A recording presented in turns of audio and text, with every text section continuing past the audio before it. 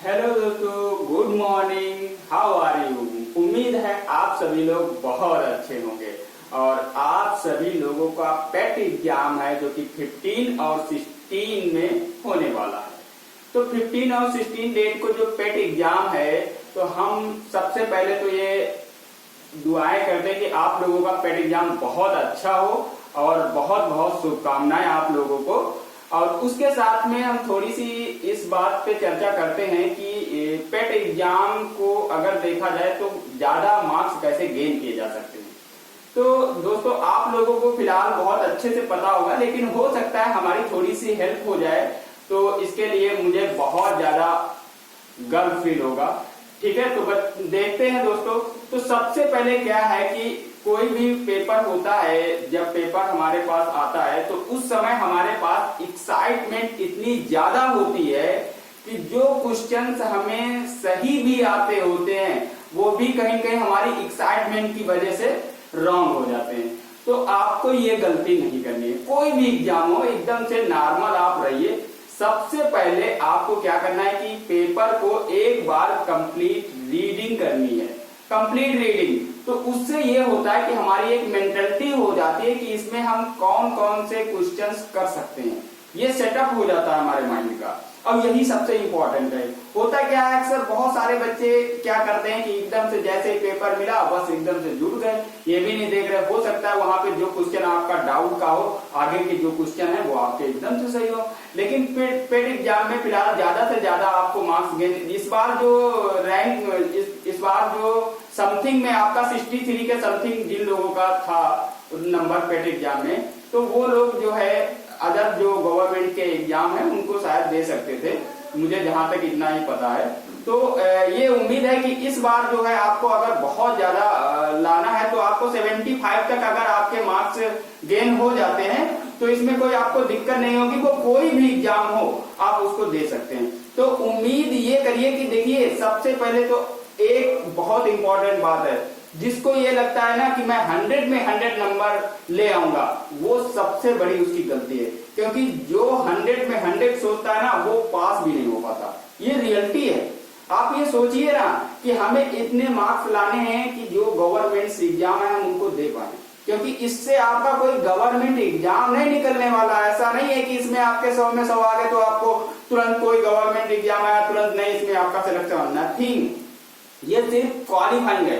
इसमें एक आपका रेशियो दिया जाता है कि 100 में अगर आप 65 नंबर लेके आते तो आप एलिजिबल हैं कि गवर्नमेंट एग्जाम आप जो भी आ रहे हैं यूपी स्टेट के, ठीक है, तो वो आप दे सकते हैं। तो आप ये रखिए ना, तो 75 काफी हो गया। आप 100 में जानना चाहिए, 75 क्वेश्चन करने की कोशिश करिए। लेकिन वो क्वेश्चन सबसे पहले आपको वो पोर्शन करना होता है जो आपका सबसे स्ट्रांग पोर्शन है, चाहे वो मैथ हो, चाहे वो हिंदी हो या फिर अदर सब्जेक्ट हो आपका। तो सबसे पहले दोस्तों आपको वो पोर्शन करना है जो आपका सबसे ज्यादा स्ट्रांग है। फिर उसके बाद में हम ये देखते जाते हैं कि उससे थोड़ा सा कम कौन है, फिर उससे थोड़ा सा कम कौन है, इस तरह से हम देखते जाते हैं। तो हमारा ये टारगेट होना चाहिए कि हमारा 75 से कम नहीं आना चाहिए, क्योंकि इस बार 62.8 के समथिंग गया हुआ था और इस बार जो जाएगा तो बहुत ज्यादा आपका 75 से तो ऊपर नहीं जाने वाला, इतना आप समझ लीजिए, ठीक है ना। क्योंकि 75 तक पहुंचते क्या होता है, एक छटनी हो जाती है। जो लोग पहले होता क्या था, गवर्नमेंट एग्जाम हो रहा है, एकदम से भीड़ आके एकदम से बैठ गए, तो उसी भीड़ को हटाने के लिए पता चलता आपने पढ़ा भी नहीं कुछ और बस पहुंच गए, फॉर्म आया बस डाल दिया, बस पहुंच गए एग्जाम देने के लिए। तो कहीं न कहीं इससे प्रशासन को भी बहुत ज्यादा नुकसान होता था, क्योंकि उनको इतना ज्यादा अरेंजमेंट करना होता था। और ये लोग हैं कि पढ़ते भी नहीं थे और बहुत ज्यादा मतलब वहां पे पहुंच जाते थे, और तो दिक्कत होती थी। इन लोगों को भी कहीं कहीं दिक्कत होती थी, बच्चों को भी और प्रशासन को भी दिक्कत होती है अरेंजमेंट के लिए। तो इसी छटनी को दूर करने के लिए ये पेट एग्जाम रखा गया है, ताकि आप एलिजिबल हैं। अगर पेट एग्जाम आप क्वालिफाई कर ले रहे हैं तो उन्हें कहीं कहीं ये एक आइडिया हो जाता है कि ये बच्चा जो अदर जो वैकेंसी आने वाली है गवर्नमेंट की, उसके लिए एलिजिबल है। फिर भले ही आपका सिलेक्शन हो या ना हो ये मैटर नहीं करता है, लेकिन कहीं कहीं उसके लिए एलिजिबल है। तो बच्चों, आपको फिर से एक बार हमारी बहुत बहुत शुभकामनाएं कि आपका पेट एग्जाम जो है बहुत अच्छा हो और आप लोग, उम्मीद है कि बहुत अच्छे से आपने पढ़ाई की होगी।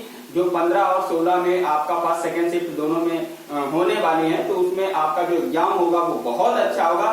तो आप लोगों से यही उम्मीद है कि जो भी क्वेश्चंस हैं उनको बहुत अच्छे से देखिए और फिर उसके बाद में सॉल्व करिए। जल्दबाजी की कोई जरूरत नहीं है। आप 75 तक, बहुत ज्यादा 80 तक भी क्वेश्चन कर सकते हैं, तो आप एलिजिबल हैं, ये मानिए। 100 में 100 नंबर लाके भी आप कोई तीर नहीं मार देंगे, आपको कोई अवार्ड नहीं मिलने वाला है कि 100 में 100। लेकिन हाँ, आप कोशिश करिए कि 75 तक पहुंचना जरूरी है, क्योंकि इतना भी अगर आप इतना भी नहीं सोचते हैं तो फिर आप एलिजिबल ही नहीं हो पाएंगे, तो फिर फायदा क्या है। ठीक है, तो दोस्तों इसके लिए आपको कहीं कहीं आपने बहुत ज्यादा मेहनत की होगी।